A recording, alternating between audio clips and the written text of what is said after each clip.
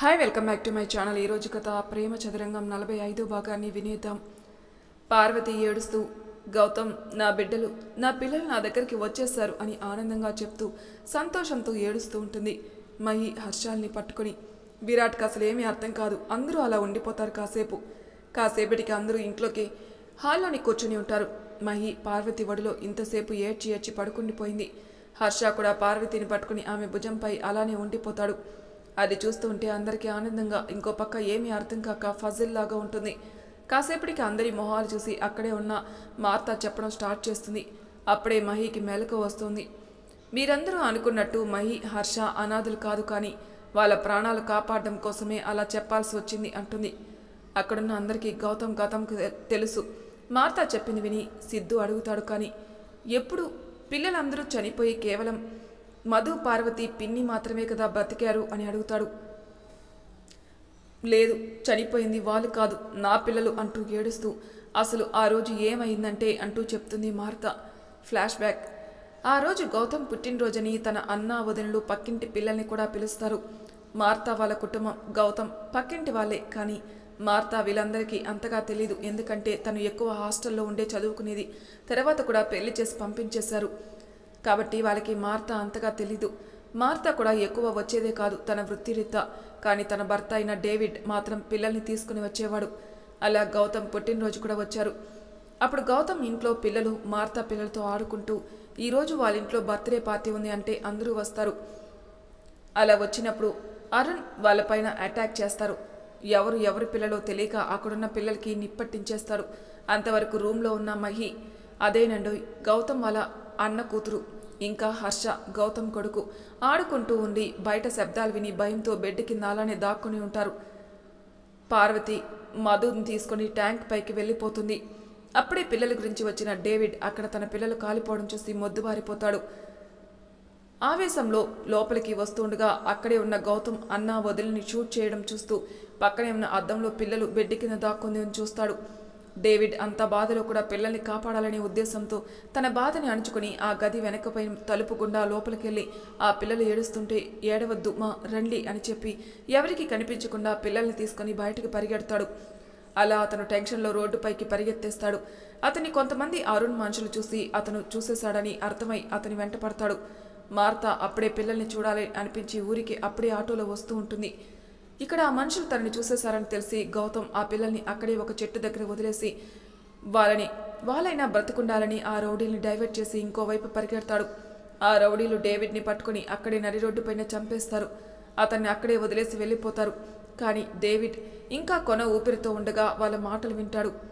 రే, ఆ పిల్లలు ఎక్కడున్నా చంపేయాలి, పదండ్రా వెతుకుదాం అని అంటే ఇంకొకడు, ఇప్పుడు వాళ్ళు ఎక్కడుంటారో ఏమో, అయినా వాళ్ళకి ఎంత వయసు, మహా అయితే 2.5, 3 అంతేగా, వాళ్ళకి ఏమీ గుర్తుండదులే, అయినా ఈ పాటికి ఎక్కడో ఒక బండో గుద్దేసి, ఏ బండైనా గుద్దేసి చచ్చి ఉంటారులే కానీ పద అనేసి అంటే అందరూ అదే అనుకుని వెళ్ళిపోతారు. డేవిడ్ కష్టంగా పైకి లేచి పిల్లలున్న చోటికి పడి లేస్తూ వెళ్తాడు. ఇంకొద్ది దూరంలో వాళ్ళని చేరుతానగా రోడ్డు పైన పడిపోతాడు. అప్పుడే అక్కడికి వచ్చిన మార్తా అది చూసి షాక్ అయి డేవిడ్ అని అరుస్తూ పరిగెడుతూ వెళ్తుంది.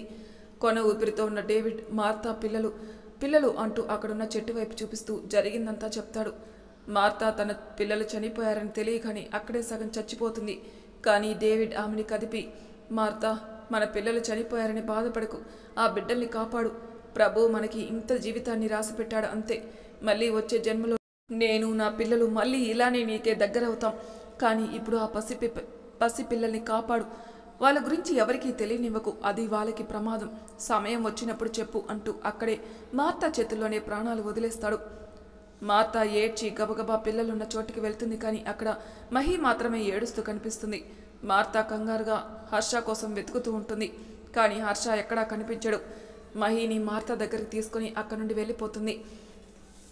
అలా తను మహిని తీసుకుని అక్కడే ఒక అనాథాశ్రమంలో తను చేరి ఒకరోజు తనకి మహి దొరికినట్టు తీసుకొచ్చి అక్కడ చేర్చుతుంది. కానీ అప్పటికే హర్ష కూడా అక్కడికి చేరుకుని ఉంటాడు. విరాట్ వల్ల అంటూ ఆపుతుంది. అప్పుడే విరాట్ కుటుంబానికి హర్ష ఎలా దొరికాడో గుర్తుకొస్తుంది. వాళ్ళు ఎక్కడికో వెళ్ళి రిటర్న్ వచ్చేటప్పుడు రోడ్డు పైన ఎవరో వెధవ హర్షాన్ని పట్టుకుని పరిగెడుతూ కంగారుగా ఉన్నాడు. అప్పుడు విరాట్కి 4 ఏళ్ళు ఉంటాయేమో. మధ్యలో దాహంగా ఉందని కారు ఆపుతారు. అప్పుడు విరాట్కి హర్ష ఏడుపు వినిపించింది. తను వాళ్ళ నాన్న చేయి పట్టుకుని డాడీ అటు చూడు అని చూపించేసరికి అశోక్ అటు చూస్తాడు. అక్కడున్నవాడు హర్ష మెడలోని చైన్ లాగుతూ కనిపించాడు. అశోక్కి పరిస్థితి అర్థమై వాడిని కొట్టి హర్షాన్ని తీసుకుంటాడు. వాడు భయపడి అక్కడి నుండి వెళ్ళిపోతాడు. హర్ష ఏడుస్తూ ఏడుస్తూ ఉంటాడు. కానీ అప్పుడే విరాట్ హర్ష దగ్గరికి వచ్చి హర్ష చేయి పట్టుకొని ఏడవకు అంటూ తన కన్నీళ్లు తుడుస్తాడు. హర్ష అలాని ఏడుస్తూ కాస్త కంట్రోల్ చేసుకుంటాడు. సీత వాళ్ళు అలా చూసి విరాట్కి హర్ష నచ్చడం గమనిస్తుంది.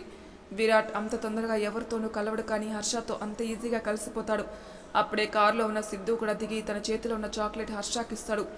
విరాట్ అది తీసుకోమని హర్షకిస్తే హర్ష చాక్లెట్ చూసి ఏడు పాపుతాడు. అలా హర్ష వాళ్ళకి దొరుకుతాడనమాట. గతమంతా చెప్పాక గౌతమ్ ఒక్కసారిగా మహిని హర్షాన్ని పట్టుకొని సారీరా, అంతా నా వల్లే నేనే చేశాను. నేను జాగ్రత్తగా ఉండుంటే ఈరోజు నా కుటుంబం అంతా ఆనందంగా ఉండేది. పార్వతికి ఇంత బాధ ఉండేదే కాదు అంటూ ఏడుస్తాడు. మహి గౌతమ్ చుట్టూ చెయ్యేసి ఏడుస్తూ లేదు నాన్న అని అంటుంది. బాబాయే కానీ అయినా కూడా నాన్ననే పిలుస్తుంది. మన పాప అలానే ఫిక్స్ అయింది. గౌతమ్ మహి నోట వెంట నాన్న అన్న పిలుపు విని మహిని చూస్తాడు. మహి గౌతమ్ కన్నీళ్లు తుడుస్తుంది. అలా చేస్తున్నప్పుడు గౌతమ్కి చిన్నప్పుడు మహి గుర్తుకొస్తుంది. ఏడవకు నాన్న, నువ్వు చేసిన మంచి పనుల వల్లే మేము ఇంకా బ్రతికున్నాం. మార్తా అమ్మ విరాట్ల వల్లే ఇంకా ఉన్నామంటూ మహి మార్తా దగ్గరికి వెళ్ళి గట్టిగా పట్టుకొని సారీ అమ్మ, మా వల్ల నువ్వు నీ కుటుంబాన్ని మొత్తం కోల్పోయావు అంటూ ఏడుస్తుంది. మార్తా ఒక్కసారిగా మహిని పట్టుకొని ఏడుస్తుంది. అందరూ మార్తాను చూసి బాధపడతారు. భర్తని పోగొట్టుకొని బిడ్డల్ని పోగొట్టుకొని కూడా ఆ రోజు నుండి మహిని కంటికి రెప్పలా చూసుకుంది. పార్వతి లేచి వచ్చి మార్తా చేతుల్ని పట్టుకొని నీ భర్త మేలు ఎన్ని జన్మలెత్తినా తీర్చుకోలేం. మా బిడ్డల కోసం తన ప్రాణాలు సైతం వదిలేశాడు. అంత నరకంలో కూడా నా బిడ్డల్ని కాపాడమని చెప్పాడు అంటూ తనని హత్తుకొని ఏడుస్తుంది. గౌతమ్ మార్తా వైపుకు తిరిగి అవును హర్ష నా కొడుకు అని ఎలా తెలిసింది మీకు అని అడుగుతాడు. ఒకరోజు నన్ను చూడ్డానికి మా అన్నయ్య ఆశ్రమానికి వచ్చాడు. అప్పుడే అక్కడ హర్షని మహిని కలిసి ఆడుకోవడం చూసి షాక్ అయి నాకు చెప్పాడు. అప్పుడే తెలిసింది హర్ష మహి అన్న చెల్లెలని. కానీ నేను తన దగ్గర మాట తీసుకున్నాను, ఎవరికి ఏమీ చెప్పొద్దని. అందుకే మీ అసిస్టెంట్ రిచర్డ్ వెళ్ళి అడిగినప్పుడు కూడా నన్నేమీ అడగద్దని వెళ్ళిపోయాడు అని చెప్తుంది. మరి ఇన్నాళ్ళు తెలిసి ఎందుకు చెప్పలేదు అని అడుగుతాడు. ఎందుకంటే మహి ఇప్పుడు ఆపదలో ఉంది. తనని నేహ ఏం చేస్తుందని మీరు టెన్షన్ పడినప్పుడు, నేను నేహ గురించి తెలుసుకున్నప్పుడు తను అరుణ్ కూతురని తెలిసింది. అందుకే మళ్ళీ మహి లైఫ్లోకి తన గతం అప్పుడే రాకూడదని సైలెంట్గా ఉన్నాను అని చెప్తుంది మార్తా. హర్ష విరాట్ని గట్టిగా హక్ చేసుకొని థ్యాంక్స్ రా, నువ్వు ఆ రోజు లేకపోతే నేను నా చెల్లిని కలిసేవాడినే కాదు అంటూ ఉంటాడు. విరాట్ సిద్ధు ఇద్దరు రేయ్ మనం ఫ్రెండ్స్ రా అని హక్ చేసుకుంటారు హర్షని. అందరూ నిజం తెలిసి ఒకే గుట్టికి చేరినందుకు ఫుల్ హ్యాపీగా ఉంటారు. శృతి కళ్ళల్లో అయితే నీళ్లు తిరుగుతాయి. హర్ష ఎప్పటికీ అనాథ కాదు అనుకుంటూ ఆ రోజంతా అసలు హర్ష మహి పార్వతిని గౌతమ్ని వదిలిపెట్టలేదు. పార్వతిని ఇద్దరికి బువ్వ తినిపిస్తుంది. అది చూస్తూ ఉంటారు అందరూ. అప్పుడే అందరికీ అనిపిస్తుంది మహికి మధు అలవాట్లు కొన్ని ఎలా ఉన్నాయా అని. రక్త సంబంధం కదా, అందుకే మహికి మధుకి కొన్ని కామన్ అలవాట్లున్నాయి. ఆ రోజు అందరూ ప్రశాంతంగా నిద్రపోతారు. ఆ రోజు రాత్రి రూమ్లోకి రాగానే మహి విరాట్ని గట్టిగా హాక్ చేసుకుని అలా ఉండిపోతుంది. విరాట్కి మహి ఆనందం అర్థమవుతుంది. హ్యాపీనా అంటాడు. మహి తలాడిస్తూ చాలా హ్యాపీ అంటూ వెనకే ఉన్న మధు ఫోటోని చూస్తుంది. తనకి కళ్ళల్లో నీళ్లు తిరుగుతాయి. మధు దగ్గరికి వెళ్తుంది. ఫోటోని తడుముతూ నీ వల్లే మళ్ళీ నేను వీళ్ళకి దగ్గరయ్యాను, కానీ నువ్వు నాకు నీ సంతోషాలని ఇచ్చేసి వెళ్ళిపోయావు అంటూ చాలా ఏడుస్తుంది. నిజమే కదా, మధు తన సంతోషాలన్నిటినీ వీళ్ళకి ఇచ్చేసింది. తన ప్రాణమైన విరాట్ని కూడా మహికిచ్చి మహి రూపం తనకి ఇంకా దగ్గరగానే ఉంటూ తన ప్రేమని ప్రతి క్షణం అందరికీ ఇస్తూ ఉంది. విరాట్కి కూడా కన్నీలాగవు. మధు నవ్వుతూ ఉన్న పిక్ని చూసి విరాట్ మనసులో లవ్ యూ మధు, నువ్వు దూరమైనా అందరినీ దగ్గర చేసావు. నిజంగా మళ్ళీ జన్మంటూ ఉంటే నిన్నే ప్రేమిస్తా. Love you Madhu, love you so much అంటూ తను కూడా ఏడుస్తూ ఉంటాడు. విరాట్ కళ్ళు తుడుచుకొని మహిని తన వైపుకి తిప్పుకొని ఓయ్ ఏడవకు, అయినా మధు నన్ను నిన్ను వదిలేసి ఎక్కడికెళ్ళింది అంటూ మహి గుండె వైపే వేలు చూపిస్తూ తను ఎప్పుడు ఇక్కడే మనతోనే నీలోనే ఉందిగా అంటూ మహిని దగ్గరకు తీసుకుని నుదుటిపై ముద్దు పెట్టి గుండెలకి హత్తుకుంటాడు. శృతికి ఫుల్ హ్యాపీగా ఉంది. తనకి హర్షాన్ని చూడాలనిపించింది. హర్ష దగ్గరికి వెళ్తుంది. నెమ్మదిగా డోర్ తెరిచి సౌండ్ రాకుండా వెళ్తుంది. హర్ష మంచి నిద్రలో ఉన్నట్టున్నాడు. మెల్లగా తన చెంపపైన చెయ్యి వేస్తుంది శృతి. హర్ష కదలడు. అలానే నవ్వుతూ హర్షాన్ని చూస్తూ నువ్వు ఎప్పుడు ఇలానే సంతోషంగా ఉండాలి బేబీ అంటూ వంగి హర్ష చెంపపైన ముద్దు పెట్టి హర్ష చేతిని తన స్టమక్ పైన ఉంచి కడుపులో ఉన్న బిడ్డతో బంగారం మీ నాన్నని ఫీల్ అవుతావా అంటూ తన చిట్టి కనిపించని బొజ్జపైన హర్ష చేతిని నొక్కి పెడుతుంది లైట్గా. శృతి అలా చేస్తూ ఉండగా హర్ష ఒక్కసారిగా శృతి నడుం చుట్టూ చేతులు వేసి తన మొహాన్ని శృతి కడుపు దగ్గరగా తెచ్చి దాచుకుంటాడు. శృతి ఒక్క సెకండ్ టెన్షన్ ఫీల్ అవుతుంది. కానీ హర్ష తన బిడ్డకి తనకి అంత దగ్గరగా ఉండేసరికి శృతికి కళ్ళల్లో నీళ్ళు తిరుగుతాయి. చిన్నగా హర్ష తలలోకి చేయి పోనిచ్చి నిమురుతూ ఉంది. హర్ష నిద్రలో చిన్న పిల్లల్లాగా నవ్వుతూ శృతిని ఇంకాస్త దగ్గరగా తీసుకుని గట్టిగా చుట్టుకుంటాడు.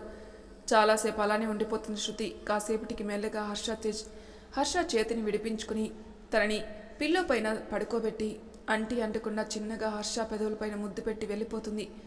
హర్ష బాగా అలసిపోయి పడుకున్నాడేమో, అస్సలు మెలకు రాలేదు. పక్క రోజు అందరూ లేస్తారు. పార్వతి, గౌతమ్ ఇంకా ఇంటికి వెళ్తామంటే లేదని ఒప్పించి విరాట్ కూడా వాళ్ళని సిద్ధు, అర్చన పెళ్లి వరకు ఇక్కడే ఉండమని ఉంచేస్తాడు. రోజు హర్ష, మహిళలు పార్వతి చేతే బువ్వ తింటూ ఉంటారు. ఒకరోజు విరాట్ అన్నం కలుపుకొని వచ్చి, అమ్మ తల్లి, ఈ రోజున నా చేత తినవే ప్లీజే, చాలా రోజులైంది అని బ్రతిమలాడతాడు. మహి నవ్వుతూ తలుపు తింటుంది. శృతి కూడా హర్ష చేత తినాలనిపిస్తుంది. చాలా అంటే చాలా. పైగా తనకి బిర్యానీ తినాలని ఉంటుంది. కానీ ఎవరిని అడగాలి తెలియక తానే చేసుకుందామని కిచెన్ వైపు వెళ్తుంది. మహి అది చూసి సీతకి సాగ చేస్తుంది. సీత శృతి వెనకే వెళ్ళి ఏమైంది శృతి అని అడుగుతుంది. శృతి చెప్పడానికి తటపటాయిస్తూ ఉంటుంది. సీతకు అర్థమై ఏమైనా తినాలుందా అని అడుగుతుంది. శృతి అవును అన్నట్టు తల ఊపుతుంది. సీత నవ్వుతూ శృతి గడ్డం పట్టుకుని ఏం కావాలి చెప్పు తల్లి, నిమిషంలో నీ ముందు చేసి పెడతా అంటుంది. బిర్యానీ తినాలనుంది నానమ్మ అని అడుగుతుంది. సీత నవ్వుతూ అవునా బంగారం, నువ్వు అరగంట కూర్చో, నీకు నచ్చినట్టు నేనే స్వయంగా చేసి పెడతా అంటుంది. శృతి నవ్వుతూ నిజంగా అంటూ ఆశ్చర్యంగా అడుగుతుంది. ఎందుకంటే సీత ఎక్కువగా వంట చేయదు. కానీ ఆమె వంట అమృతంలా ఉంటుంది. అందరూ పడి చేస్తారు. కానీ కాస్త ఒంట్లో బాగలేక ఆపేస్తుంది. శృతి అడిగేసరికి ఇన్నాళ్ళకి చేసి పెడతా అని అంటుంది. సీత శృతి అడిగిన తీరుకి నవ్వి అవునే, నీ కోసం ఇంకా నీ బొజ్జులో ఉన్న నా బుజ్జి వారసుని కోసం అంటుంది. అయితే నేను వెయిట్ చేస్తుంటా అంటూ నవ్వుతూ హాల్లోకి వెళ్ళి వెయిట్ చేస్తుంటుంది ఎగ్జైట్ అవుతూ. అందరూ తన ఎగ్జైట్మెంట్ చూసి అలా చూస్తుంటారు. అర్చన ఆగలేక ఏంటి అంత ఎగ్జైట్ అవుతున్నావు అని అడుగుతుంది. శృతి నవ్వుతూ నానమ్మ నా కోసం బిర్యానీ చేస్తుంది అంటుంది. అంతే. అందరూ ఒక్కసారిగా ముక్త కంఠంతో ఏంటి అని అరుస్తారు. ఒక మహి, హర్ష తప్ప. ఆర్తి అయితే గబగబా వంటింట్లోకి వెళ్ళి చూసి వచ్చి అలానే బొమ్మల సోఫాలో కూర్చొని ఒక్కసారిగా నవ్వుతుంది. ఇంకా అందరికీ అర్థమవుతుంది. విరాట్ పైకి లేచి మహితో మహి ఇంకా నీకు ఇది వద్దు, నానమ్మ బిర్యానీ చేస్తుంది అది పెడతా అంటూ లేచి డైనింగ్ టేబుల్ పైన హ్యాండ్ వాష్ చేసుకుని వచ్చి కూర్చుంటాడు. మహి హర్షకి అర్థం కాక అడిగితే అసలు విషయం చెప్తుంది పార్వతి. మహి శృతి వైపుకి తిరిగి నవ్వుతూ మనసులో అనుకుంటుంది. శృతి అడిగిందని అమ్మమ్మనే నడుం బిగించిందనమాట అనుకుంటూ నవ్వుతుంది. ఇంట్లో అందరూ బిర్యానీ కోసం వెయిటింగ్, అశోక్తో సహా. కానీ సిద్ధుకి డౌట్ వచ్చి అవును నానమ్మ ఏదైనా మంచి అకేషన్ అప్పుడే ఇలా చేస్తుంది, లేదా ఆనందంగా ఉన్నప్పుడు ఇప్పుడు ఏమైంది అని అంటాడు. అందరూ శృతి వైపుకి తిరిగి చూస్తారు. శృతి ఒక్కసారిగా అదిరిపడి బాబోయ్ చచ్చాను అనుకుంటూ చూస్తుంది. ఈలోపు వంటింట్లో నుంచి సీత వస్తూ ఊరికే చేయాలనిపించింది చేసేసాన్రా అంటూ ఒక పెద్ద హాట్ ప్యాక్లో పట్టుకొని వస్తుంది. అంతే. అందరూ సీత పైన పడి నాకు నాకు అని కొట్టుకుంటూ ఉంటారు. ఆఖరికి ఆర్తితో సహా. సీత ఒక్కసారి ఉండండ్రా అంటుంది కాస్త గట్టిగా. ముందు ఇది అడిగిన నా మనవరాలికి అంటూ శృతి దగ్గరికి వచ్చి ఒక ప్లేట్లోకి కాస్త తీసుకుని మిగిలిన హాట్ ప్యాక్ వాళ్ళకి ఇచ్చేస్తుంది. అందరూ హాట్ ప్యాక్ పైన పడి ప్లేట్లోకి వడ్డించుకుంటారు. సీత శృతికి ప్రేమగా ఒక్కో ముద్ద తినిపిస్తూ ఉంటే శృతి ఇష్టంగా తొందరగా తింటూ ఉంటుంది.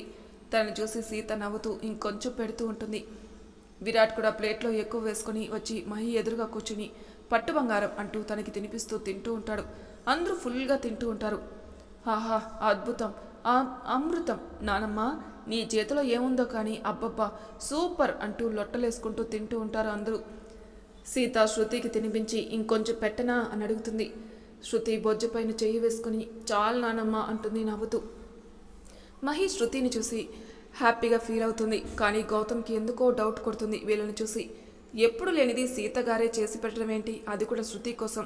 పైగా మహి అలా వాళ్ళని చూసి అంత ఆనందపడుతుంది అంటూ కాస్త ఆలోచిస్తాడు. హాల్లో అశోక్, గౌతమ్ మాట్లాడుకుంటూ ఉంటారు. అప్పుడే పార్వతి వాళ్ళకి కాఫీ పెట్టి తీసుకుని వస్తుంది. అప్పుడే సీత వచ్చి సిద్ధు, అర్చనల పెళ్లికి ఇంకా 4 రోజులే ఉందిరా, మరి అన్ని ఏర్పాట్లు ఫంక్షన్ రేపటి నుంచి స్టార్ట్ చేయాలి అంటుంది. హా అవునమ్మా అంటాడు అశోక్. అప్పుడే అక్కడికి వస్తున్న మహి, హే అయితే నేనే మెహందీ పెడతా అందరికీ అంటూ చిన్నపిల్ల మెట్లు దిగుతూ వస్తుంది. వెనకే శృతి కూడా నవ్వుతూ వస్తుంటే సడన్గా తన చీర కొంగు తన కాలికి తగిలి 2 స్టెప్స్ దారి పడబోతుంది. ఈలోపు ఎక్కడి నుండి వచ్చాడో కానీ విరాట్ వచ్చి పట్టుకుంటాడు. శృతి ఫుల్ భయపడింది. మహి, సీత కూడా. విరాట్ శృతిని గట్టిగా పట్టుకొని, అరే చూసి దిగాలి కదరా అంటాడు. శృతి తమాయించుకుని, అది చూసుకోలేదన్నయ్య అంటుంది కాస్త భయంగా. సీతకి కోపం వచ్చి, అసలు నేనెవరే రమ్మన్నారు అని అరుస్తుంది. తను అలా వచ్చేసరికి అందరూ కాస్త షాక్ అవుతారు. సీత గారు అలా ఎందుకు అరిచారు మహికి తెలుసు. సీత అలా అడిగేసరికి కాస్త కూలై, అంటే పడిపోతే పెళ్లి టైంకి ఎందుకని అని కవర్ చేస్తుంది. తర్వాత శృతి వైపు తిరిగి, శృతి రేపటి నుండి నువ్వు కిందుండు అంటుంది. అందరూ విచిత్రంగా చూస్తారు. శృతి అవన్నీ చూసి సీతకి సైగ చేసి వద్దు అంటుంది. వద్దులే పైనే ఉండు, ఏదో కంగారులో అన్నానులే అంటుంది సీత. కానీ వీళ్ళందరినీ చూసి గౌతమ్కి డౌట్ వస్తుంది. సీత గారితో మాట్లాడాలి, ఎందుకో ఆమెకి తెలుసు అనిపిస్తుంది అనుకుంటాడు మనసులో. అన్నయ్య రేపే మన అటాక్ గుర్తుందిగా అంటుంది వాళ్ళ అన్నయ్యతో నేహ.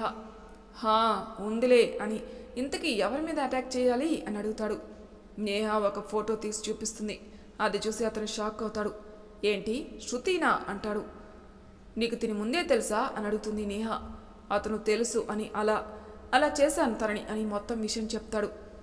ఓ అంటే ఎంతుందా అని శృతి ఫోటోని పక్కకి నెట్టేస్తుంది నేహ. చేత్తో ఇంకో ఫోటోని తీసి, అయితే మన టార్గెట్ పెంచుదాం అని ఇంకో ఫోటో తీస్తుంది. డైరెక్ట్గా ఒక స్తంభాన్ని కూల్చాలి అంటుంది.